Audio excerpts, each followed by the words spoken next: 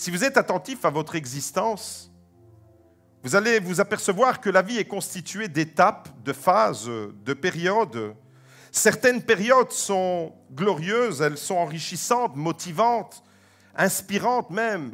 Vous avez plein d'idées, vous êtes motivé.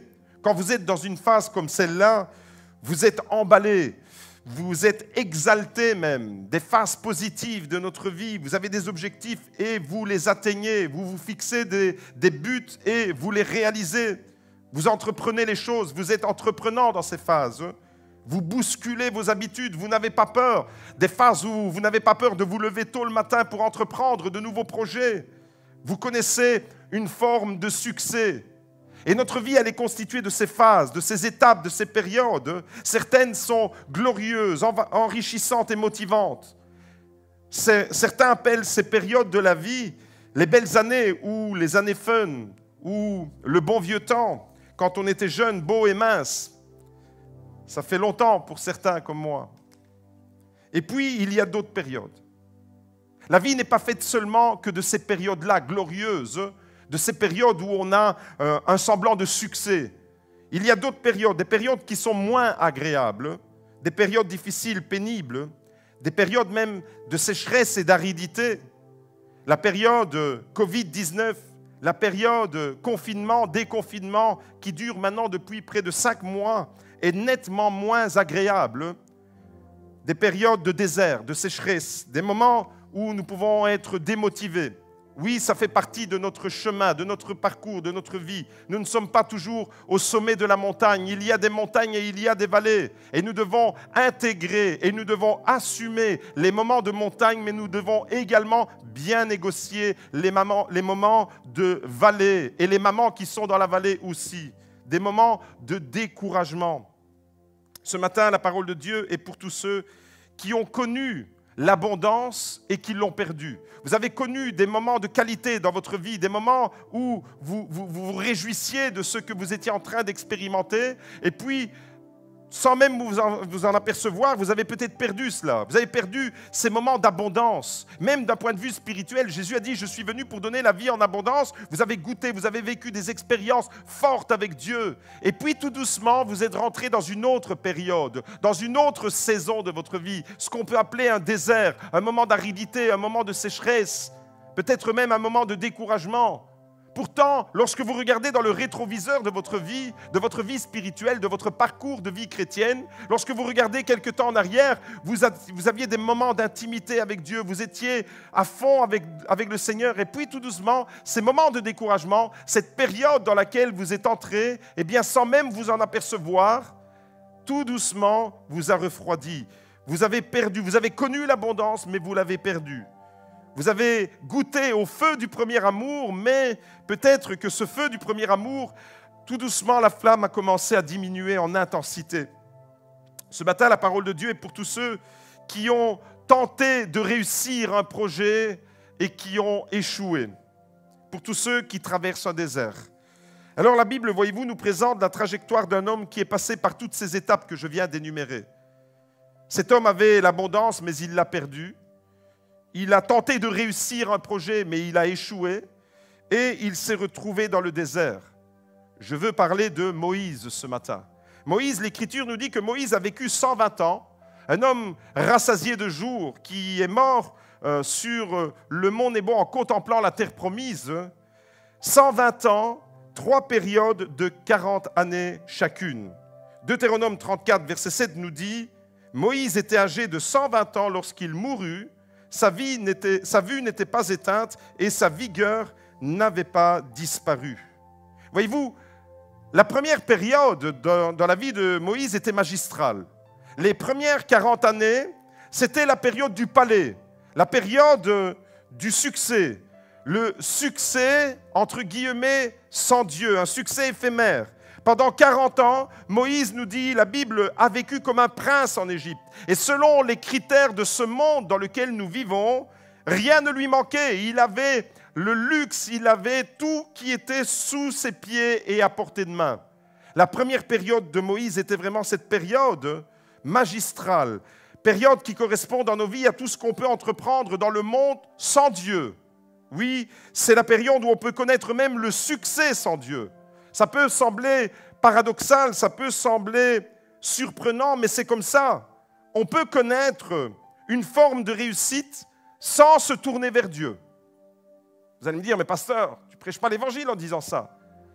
Je vous atteste qu'on peut réussir une forme de vie, on peut connaître une forme de succès sans se tourner vers Dieu. Et il y a plein de gens qui réussissent leur vie professionnelle, leur vie financière, leur vie sociale, sans se tourner vers Dieu. Plein de gens qui réussissent leur business et qui n'ont pas Dieu dans leur vie. Voyez-vous, on peut connaître un semblant de succès éphémère sans Dieu. Réussite professionnelle. Il n'y a pas que des chrétiens qui réussissent professionnellement.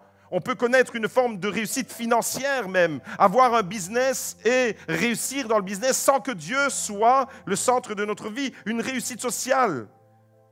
Plein de gens connaissent cette forme de succès dans ce monde. Mais j'aimerais te dire, toi, mon frère, ma sœur, tu n'as pas choisi Dieu pour avoir du succès et réussir dans ton business. Tu l'as choisi pour qui il est et pour ce qu'il a fait pour toi. Voyez-vous, Moïse a baigné pendant les 40 premières années de sa vie dans cet univers-là. Le succès éphémère sans Dieu. Le succès version Égypte. Le succès du palais. Le succès d'avoir tout à portée de main. Être dans l'abondance, être dans une forme de réussite. Jusqu'au jour où il a connu l'échec. Et tout son univers s'est écroulé. Tu as connu peut-être dans ta vie des phases où tu réussissais, même tu te dis, mais depuis que je me suis tourné vers le Seigneur, mes problèmes n'ont fait qu'empirer, mes problèmes n'ont fait qu'être mis à la lumière. Tu as connu une forme de vie, de réussite, de succès, et Moïse a connu ça. Moïse a expérimenté ça dans la première partie de sa vie, jusqu'au jour où lui aussi a connu l'échec. Peut-être que toi, tu as connu un échec dans ta vie. Cet échec qui t'a plongé dans une autre période, dans une autre saison de ta vie. Voyez-vous, Moïse a baigné les 40 premières années de sa vie dans cette forme de succès éphémère jusqu'au jour où son univers s'est écroulé.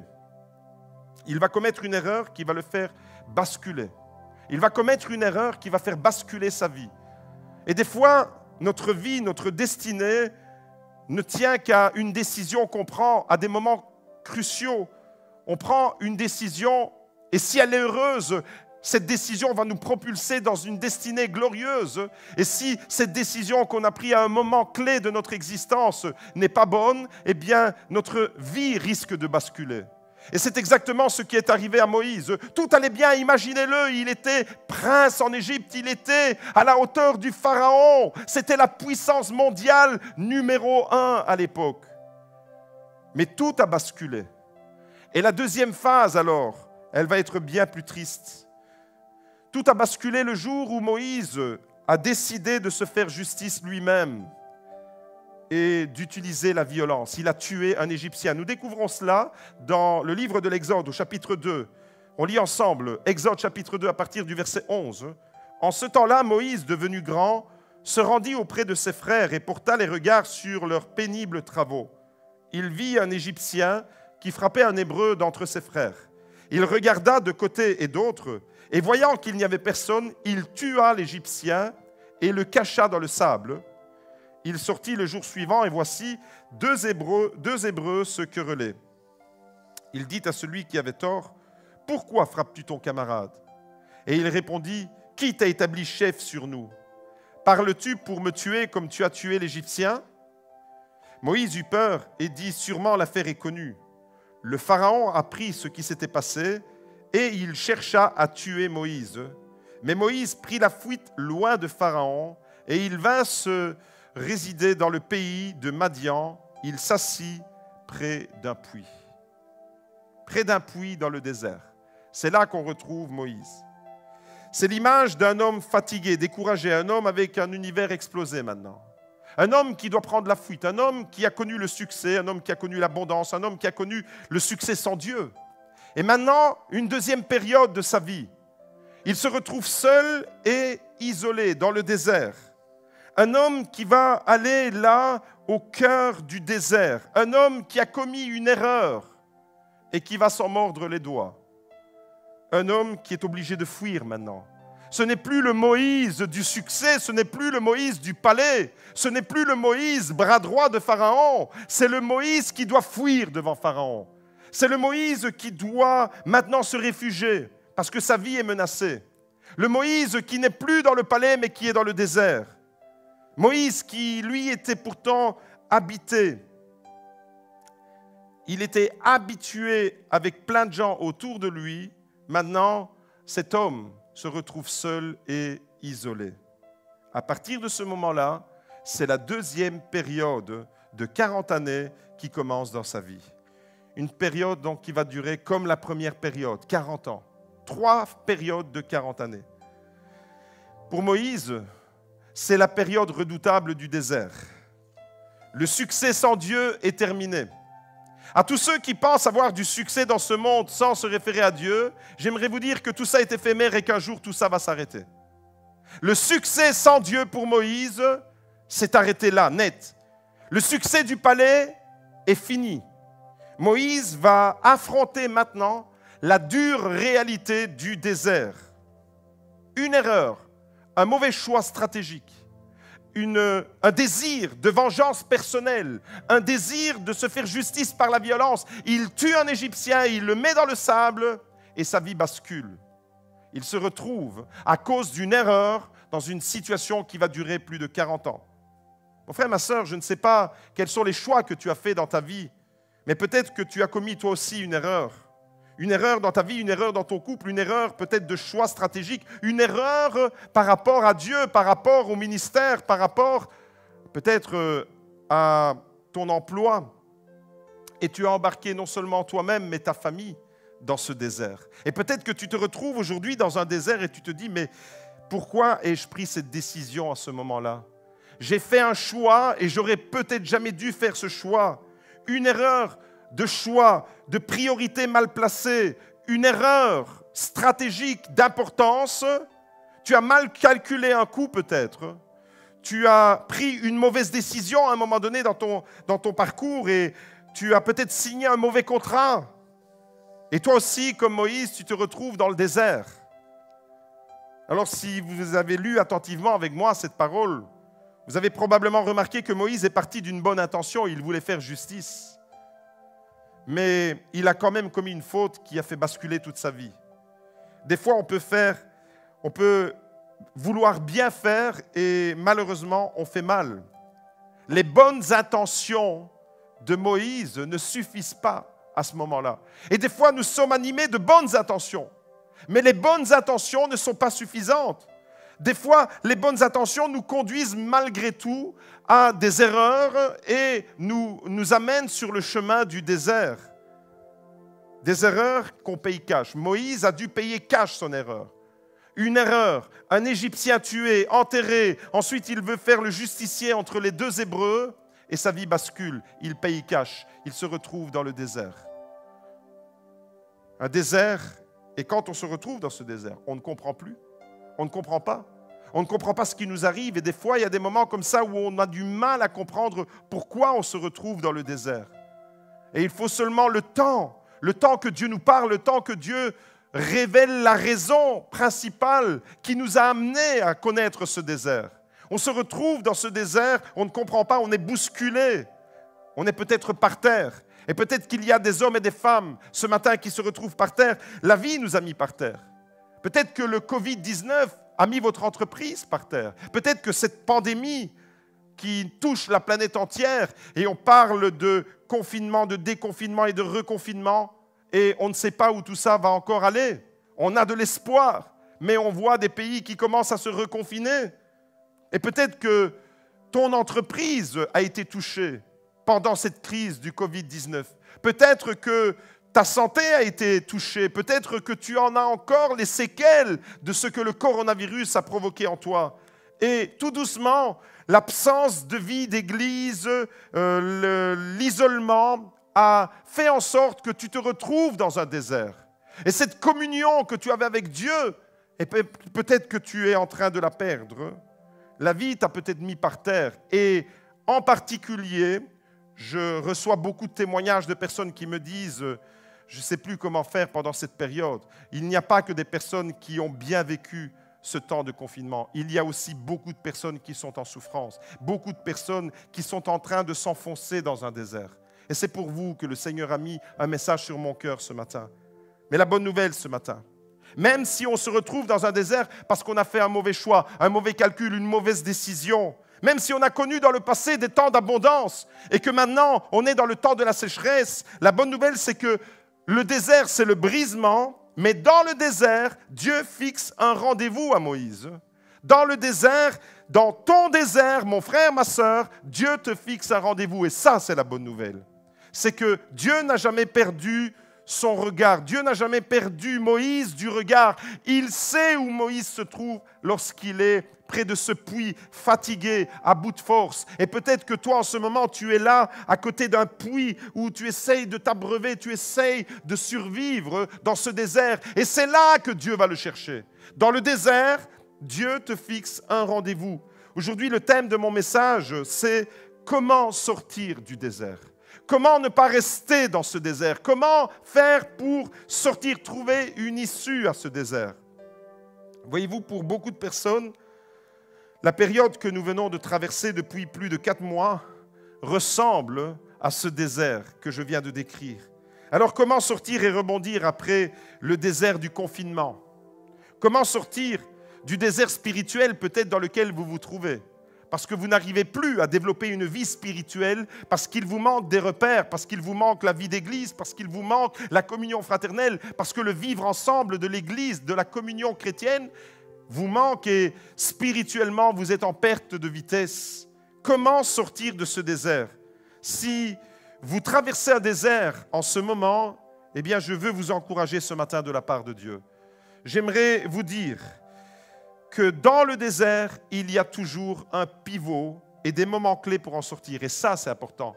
Même si vous êtes dans un moment de sécheresse, des moments d'aridité, des moments où vous sentez la flamme diminuer, dans n'importe quel désert que l'on peut traverser, il y a toujours des moments pivots, des moments charnières, des moments où ce sont des moments clés qui peuvent vous faire sortir. Et Moïse, dans son désert, va connaître un moment charnière, un moment pivot. Il n'est pas condamné à mourir dans le désert. Et j'aimerais le déclarer sur ta vie. Tu traverses un désert et tu te dis, mais je n'en peux plus, je suis en grande souffrance. Tu ne vas pas mourir dans ton désert parce que Dieu t'a fixé un rendez-vous comme il a fixé un rendez-vous à Moïse dans le désert. On lit ça dans Exode chapitre 3. Au verset 1, nous lisons « Moïse faisait paître le troupeau de Jéthro, son beau-père, sacrificateur de Madian. Et il mena le troupeau au-delà du désert et vint à la montagne de Dieu à Horeb. L'ange de l'Éternel lui apparut dans une flamme de feu au milieu d'un buisson. » J'ouvre une parenthèse, chaque fois que la Bible parle dans l'Ancien Testament de l'ange de l'Éternel, c'est de Jésus qu'on parle. Dans l'Ancien Testament, c'est une préfiguration de Jésus. Donc, Jésus, dans ce buisson, va apparaître à Moïse dans le désert. Moïse regarda et voici, le buisson était tout en feu et le buisson ne se consumait pas. Moïse dit, je vais faire un détour pour voir quel est ce grand spectacle et pourquoi le buisson ne se consume pas. L'Éternel vit qu'il faisait un détour pour voir et Dieu l'appela de l'intérieur du buisson et dit, Moïse, Moïse. Elle répondit, me voici. Dieu dit, n'approche pas d'ici, ôte tes souliers de tes pieds, car le lieu sur lequel tu te tiens est une terre sainte. Et il ajouta, je suis le Dieu de ton père, le Dieu d'Abraham, le Dieu d'Isaac et le Dieu de Jacob. Moïse se cacha le visage, car il craignait de regarder Dieu. L'Éternel dit, j'ai vu la souffrance de mon peuple qui est en Égypte, et j'ai entendu son cri à cause de ses oppresseurs, car je connais ses douleurs. Je suis descendu pour le délivrer de la main des Égyptiens et pour le faire monter de ce pays dans un bon et vaste pays, dans un pays où coule le lait et le miel, dans les lieux qu'habitent les Cananéens, les Hittites, les Amoréens, les Phéréziens, les Éviens, les Jébusiens.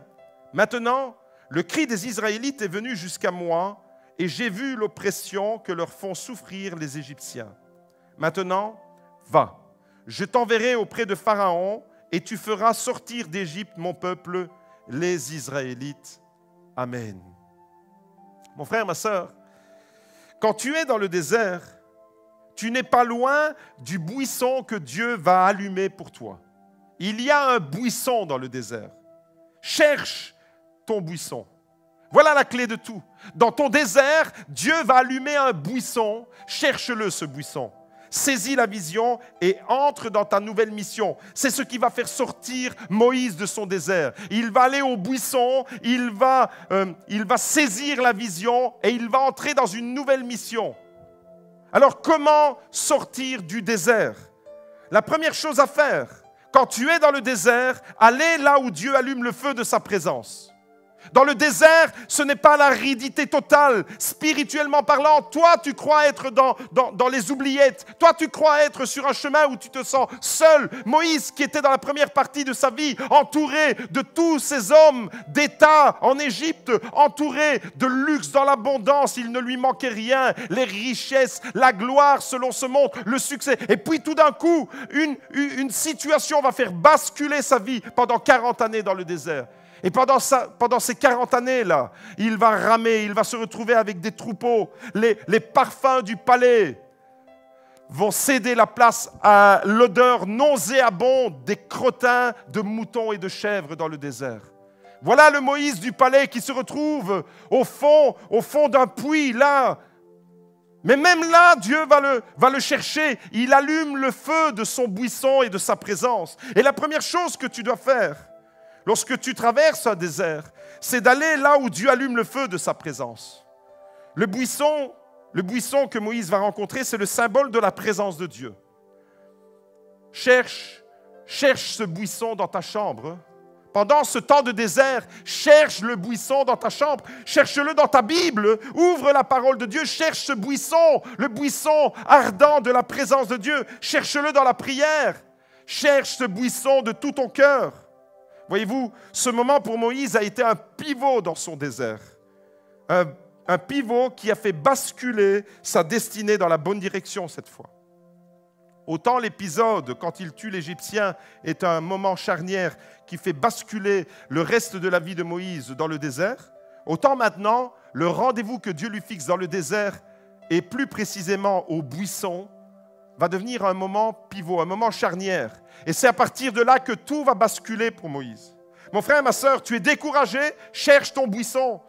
Tu es fatigué, cherche ton buisson. Tu es éprouvé en ce moment, cherche ton buisson. Tu culpabilises à cause d'un mauvais choix. Tu culpabilises parce que tu as mal négocié certaines choses et tu as entraîné ta famille peut-être sur un mauvais chemin. Tu te retrouves devant une situation que tu déplores maintenant et tu connais un désert à cause de cela. Cherche ton buisson.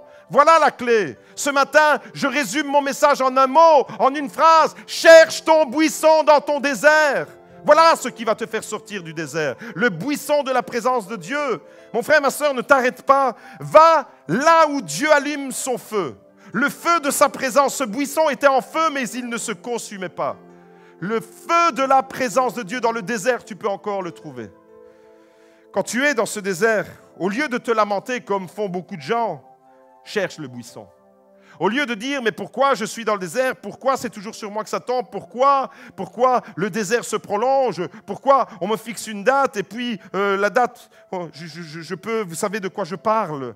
Avec le désert que mon fils est en train de traverser, que nous traversons, nous ne voulons pas nous lamenter. Nous ne voulons pas dire, oui, on nous avait fixé une date et puis cette date est tombée à l'eau, et puis une deuxième date et puis encore cette deuxième date est tombée à l'eau. Non, je ne veux pas me lamenter. Je veux chercher le buisson dans ce désert.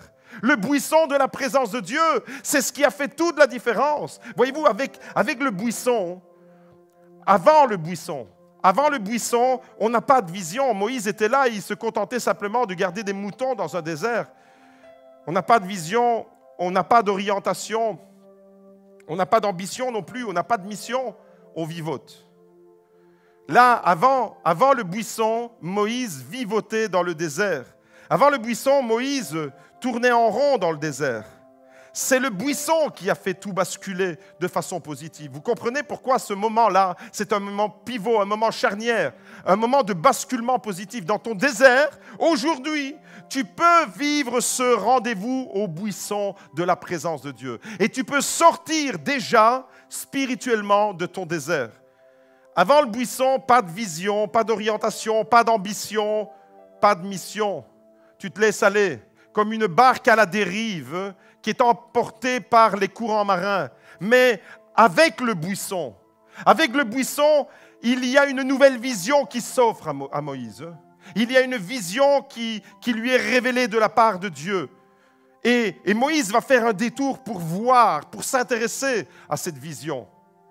Dieu nous donne une nouvelle orientation quand on s'approche du buisson. Le buisson, vous l'avez compris, c'est le symbole de la présence de Dieu. Et quand tu recherches de tout ton cœur le feu de sa présence, le feu ardent de sa présence, Dieu va te communiquer sa vision. Dans ton désert, Dieu va se révéler à toi. Et Dieu va te donner une nouvelle orientation comme il l'a fait à Moïse. Et Dieu va te confier une nouvelle mission. Ta vie a encore du sens. Ta vie ne s'arrête pas dans ton désert. Ta vie ne s'arrête pas là au bord d'un puits quand tu es fatigué, à bout de ressources, vidé et lessivé.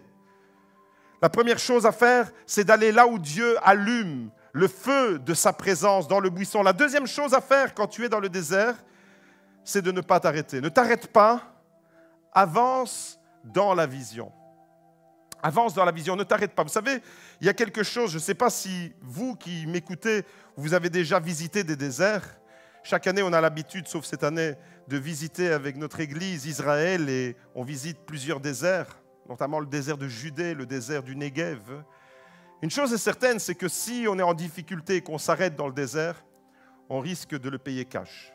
Si tu t'arrêtes dans le désert, c'est fini. Si tu t'enfonces dans le désert et que tu es sur un mauvais chemin et que tu t'arrêtes et que tu te dis « je suis à bout et je m'arrête là et je m'assieds au bord d'un rocher », c'est fini. Dans le désert, il fait tellement chaud, tellement les conditions sont extrêmes que ta vie est en danger si tu t'arrêtes. Ne t'arrête pas. Ne t'arrête surtout pas. Avance. Même si tu te dis « c'est difficile », avance et intéresse-toi à la vision. La présence de Dieu, le buisson, s'offre à Moïse et Moïse va pouvoir accéder à la vision de Dieu. Regardez ce qu'il est écrit au verset 3. Au verset 3, Exode chapitre 3, verset 3, Moïse dit « Je vais faire un détour pour voir quel est ce grand spectacle et quelle est cette grande vision. » Moïse prend le temps de faire un détour. Et des fois dans nos vies, il y a des détours nécessaires. Fais un détour. Intéresse-toi à la vision. Moïse définit cette vision comme d'un grand spectacle, d'une grande vision. Et pourquoi le buisson ne se consume pas? Là, il est intrigué par un phénomène miraculeux. Le buisson est en feu, mais il ne se brûle pas, il n'est pas consumé. Et Moïse s'intéresse à cela. Et à travers cet épisode-là, vous comprenez que Dieu est en train de le réhabiliter. Comment Moïse va-t-il sortir de son désert personnel? Je ne suis pas en train de parler du désert des Hébreux qui était depuis 400 ans en Égypte sous l'esclavage. Je suis en train de parler de son désert personnel, de ces phases, de cette deuxième phase de 40 ans où il a plongé à cause d'un mauvais choix. Comment il va sortir? Parce que Dieu lui fixe un rendez-vous. Un rendez-vous. Et j'aimerais vous dire que chaque dimanche, le moment que nous sommes en train de vivre est un buisson ardent que Dieu allume dans vos maisons. Dans chaque maison, il doit y avoir un buisson ardent. Si tu veux sortir de ton désert, va là où Dieu allume son feu et intéresse-toi à la vision. Parce que quand Dieu manifeste sa présence, il y a une vision qui s'accompagne. Il y a une nouvelle mission. Fais le détour. Intéresse-toi. Le buisson et la vision ont propulsé Moïse dans la mission. Le buisson et la vision, te voilà maintenant en route vers la mission. Moïse, ta vie va basculer. Moïse, là j'ai envie de dire, j'imagine, je suis là spectateur de ce que Moïse est en train de vivre avec Dieu. C'est un face-à-face avec Dieu. Avant de se retrouver sur la montagne du Sinaï, il y a déjà un face-à-face dans le buisson. Entre lui et Dieu, il n'y a vraiment personne, c'est dans l'intimité. Et dans ton désert, tu dois trouver ce moment d'intimité avec Dieu. Ce buisson va faire toute la différence. Et c'est comme si Dieu était en train de lui dire, Moïse, ton désert est terminé. Et cette parole, elle est prophétique pour plusieurs personnes qui écoutent ce message. Votre désert est terminé. Moïse, ton désert est terminé. La 3e saison de ta vie commence aujourd'hui. La 3e saison, c'est la saison de la gloire. Waouh! Au verset 10, Dieu lui dit, maintenant va, je t'envoie vers le Pharaon. Fais sortir d'Égypte mon peuple, les Israélites. Après la période du palais, première période. Après la période du désert, deuxième période. Moïse, voici la période du miracle. Voici la période glorieuse. La troisième phase de ta vie commence maintenant. C'est la saison où tu vas voir la puissance de Dieu se manifester. C'est la saison pour laquelle tu es né. C'est pour cette période-là de ta vie que j'ai permis que tu traverses un désert. C'est pour t'amener dans la troisième période de ta vie. Malheureusement, beaucoup de personnes, quand ils arrivent à leur deuxième étape, à ce désert, le désert est tellement intense que le découragement les envahit et ils abandonnent. Et ils n'arrivent jamais à la troisième saison, à la troisième période. Mais Moïse va entendre Dieu lui dire, prépare-toi pour la troisième saison de ta vie, la saison où la puissance de Dieu va se manifester, la saison où tu vas vivre avec tes frères la délivrance, la libération. C'est en réalité la saison pour laquelle tu es né. Je t'ai créé pour cette saison-là. Toi, tu es dans le désert en ce moment. Tu es peut-être dans le désert financier, économiquement parlant, tu es dans le désert. Peut-être que sentimentalement, tu es dans le désert. Relationnellement parlant, tu es dans le désert. Spirituellement parlant, tu es dans le désert. Et tu te dis, mais mon monde est un monde d'aridité, de sécheresse, et je suis là, à bout de force, abandonné tout seul dans ce désert. Mais Dieu allume un feu, Dieu allume un buisson, et ça c'est la bonne nouvelle. Et j'espère que tu saisis par la foi, saisis cette parole. Va là où Dieu allume ce feu, intéresse-toi à la vision et entre dans ta nouvelle mission, parce que c'est pour celle-là que Dieu t'a créé. Dieu ne t'a pas créé pour te laisser périr dans un désert. Dieu ne t'a pas créé pour te laisser périr dans une épreuve physique, douloureuse, psychologique. Dieu ne t'a pas créé pour ça. Il le permet, c'est une phase de transition qui t'amène à connaître cette période de ta vie, la saison où tu vas vivre la libération, la délivrance, la saison pour la gloire. Écoutez bien ceci, c'est Mark Twain, célèbre auteur, qui a dit « Les 2 jours les plus importants de votre vie sont le jour où vous êtes né et le jour où vous découvrez pourquoi vous êtes né. » Ce sont les 2 jours les plus importants de votre vie. S'il n'y avait pas eu le premier jour, vous ne serez pas là. Le premier jour le plus important, c'est le jour de votre naissance. Mais le deuxième jour le plus important, c'est quand vous découvrez pourquoi vous êtes né. Et là, Moïse va enfin comprendre pourquoi il est né, pourquoi il a connu le palais, pourquoi il a connu le désert. C'était pour le préparer afin de vivre cette troisième période, cette troisième saison. Et je le déclare sur la vie de tous ceux qui ont connu la période du palais et qui ont échoué, qui ont connu la période du désert et qui sont découragés. Il y aura la troisième période, la période du miracle et de la gloire. Tu as été créé pour cela. Tu as été créé pour cette période-là. Ne reste pas dans ton désert. Tu peux connaître cela. Recherche le buisson, recherche la vision et entre dans ta mission. Actes chapitre 7. Regardez comment le Nouveau Testament comprend l'histoire de Moïse. Ce Moïse qui avait été renié. Remarquez les termes qui sont utilisés. Ce Moïse qui avait été renié en disant « Qui t'a établi chef et juge ?» C'est lui, celui qui a été renié, c'est lui que Dieu envoya comme chef et comme libérateur avec l'aide de l'ange qui lui est apparu dans le buisson.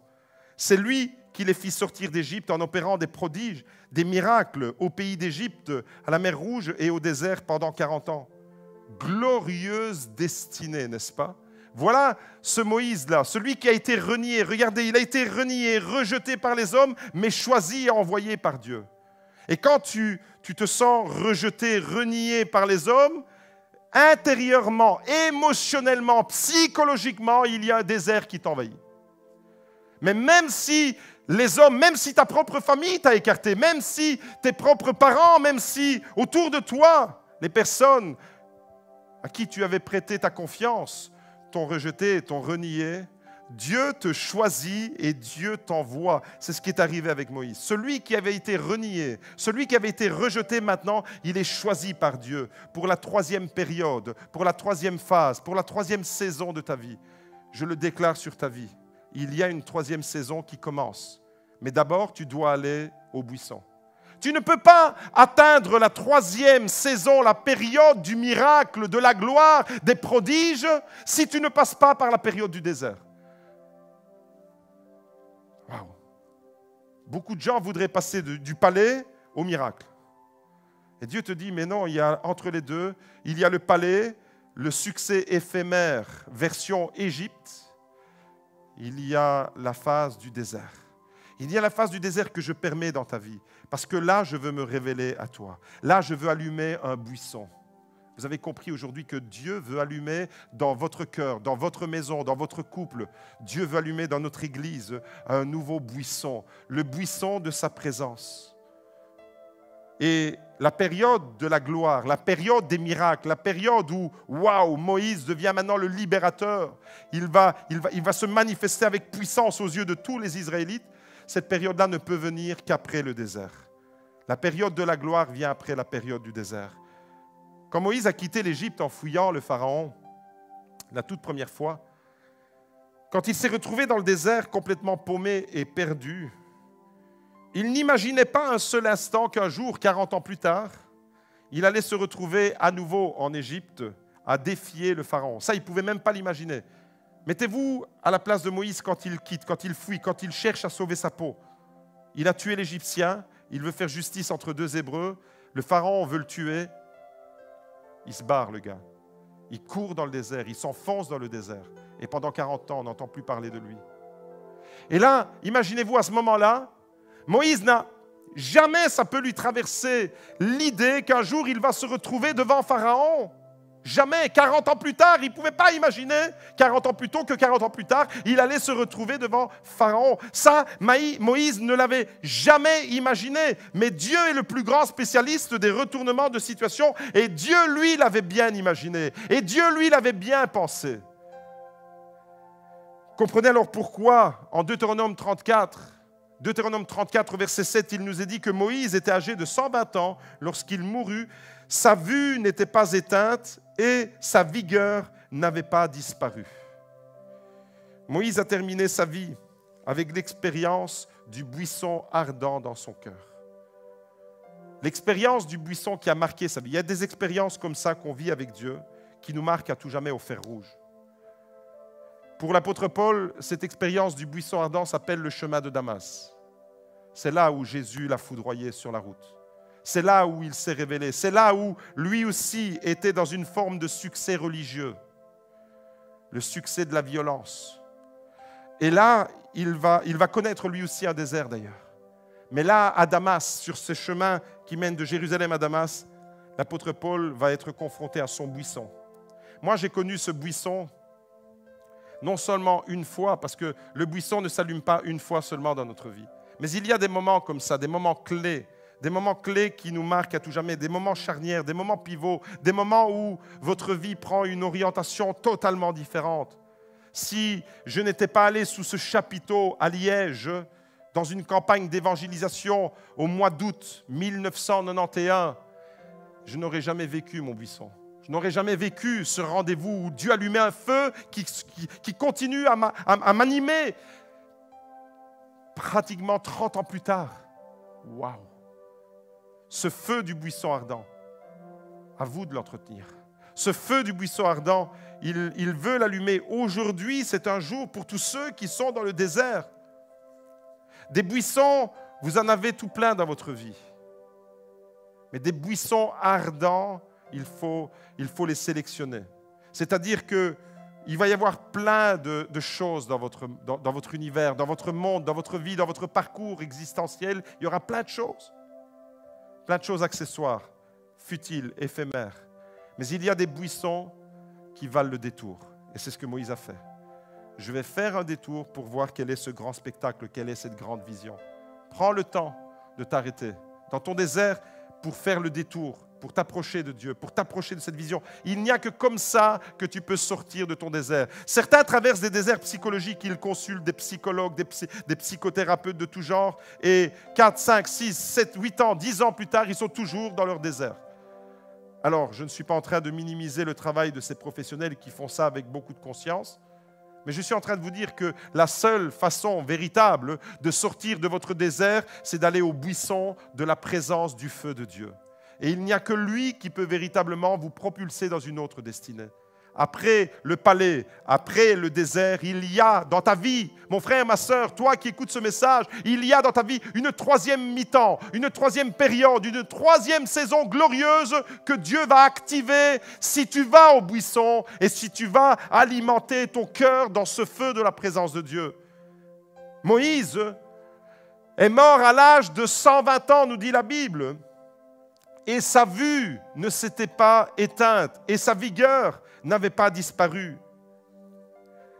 Il avait gardé sa vision jusqu'au bout. Moïse a terminé sa vie avec l'expérience de ce buisson au fond de son cœur à 120 ans. Le texte biblique dit que sa vue n'était pas éteinte. On peut comprendre cela. Regardez, Deutéronome 34, verset 7. On peut comprendre cette expression « sa vue n'était pas éteinte ». Moïse n'avait pas perdu la vision. On peut comprendre cela comme ça. À 120 ans, Moïse n'avait pas perdu la vision. Quelle vision?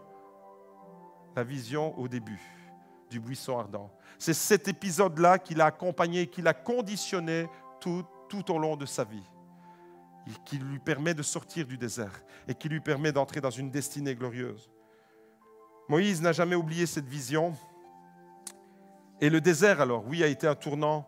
Le tournant de sa vie à cause de ce buisson. Aujourd'hui, tu es devant deux situations possibles, de deux choses l'une. Soit ton désert, tu considères que c'est une impasse et c'est fini, ça s'arrête là. Soit dans le désert, tu permets à Dieu d'allumer un feu, le feu de son buisson, le feu de sa présence, et ça va complètement révolutionner ta vie, ta compréhension du désert, ta compréhension du pourquoi tu es dans le désert, ta compréhension de ce qu'il y a avant, ce qu'il y a maintenant et ce qu'il y a après. À toi de choisir. Soit ton désert, c'est une impasse, soit ton désert, tu le vis avec ce buisson. Alors à tous ceux qui sont bloqués dans un désert de la vie, je vous dis ce matin de la part de Dieu, le buisson, il est là. Le buisson est à portée de main.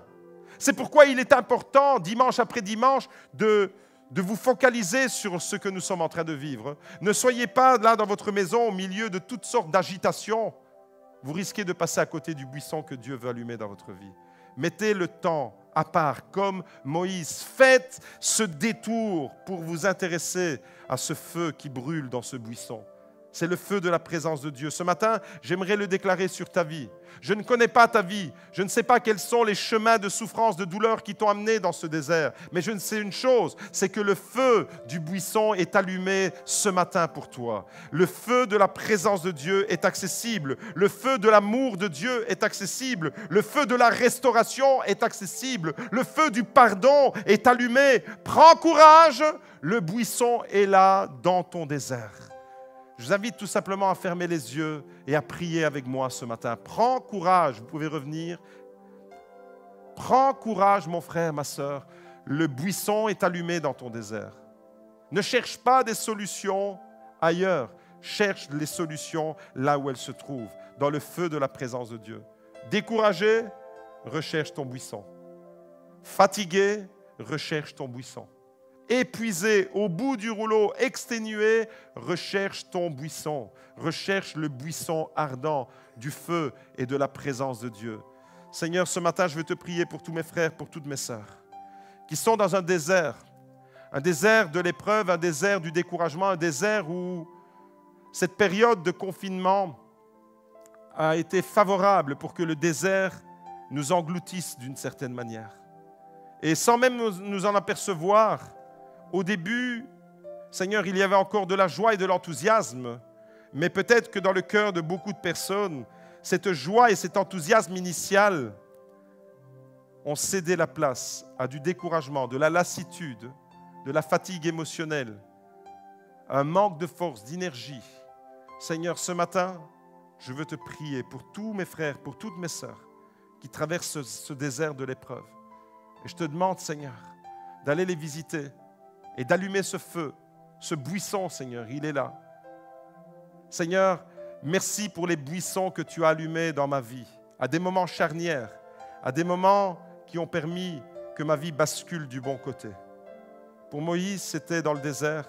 Et pour moi, Seigneur, il y a eu différents buissons que tu as allumés, des rendez-vous, des rendez-vous surnaturels de ta présence. Seigneur, tu es la solution à nos déserts. Tu es l'issue à notre désert. Merci pour le buisson, merci pour la vision, merci pour la mission. Merci pour ces phases, ces périodes de nos vies dans lesquelles tu nous dépouilles du superflu, d'un succès éphémère selon ce monde pour nous amener au véritable sens de notre vie. Le pourquoi tu nous as créés, pour que nous puissions entrer pleinement dans notre destinée. Seigneur, tu bénis ces instants, tu les imprègnes de ta présence. Visite chaque personne. Qu'il y ait vraiment, comme Moïse, un homme qui se lève. Et dans nos maisons, Seigneur, qu'il y ait des hommes et des femmes, des papas et des mamans qui se lèvent et qui deviennent des Moïse pour leur famille. Je te prie pour qu'il y ait des enfants qui se lèvent et qui deviennent des Moïse pour leurs parents. Je te prie pour qu'il y ait véritablement dans nos maisons des buissons qui soient allumés. Ce matin, allume le feu de ta présence. Ce matin, allume le feu dans le buisson de mon cœur. J'ai besoin de toi, Seigneur. Dans les déserts de nos vies, nous avons besoin de cela. Nous avons besoin de toi et de toi seulement. Merci, Seigneur. Même si les océans se déchaînent, même si nous traversons des déserts redoutables, je n'ai rien à craindre car tu es là, Seigneur. Et tu as toujours le regard, tu as toujours ta main protectrice sur tes enfants qui traversent les déserts. Tu ne nous abandonnes pas dans le désert. Le désert n'est pas synonyme d'impasse. Le désert n'est pas synonyme de désespoir. Le désert fait place au buisson de ta présence. Merci, Seigneur. Même si les océans se déchaînent, je les traverserai avec toi, Seigneur.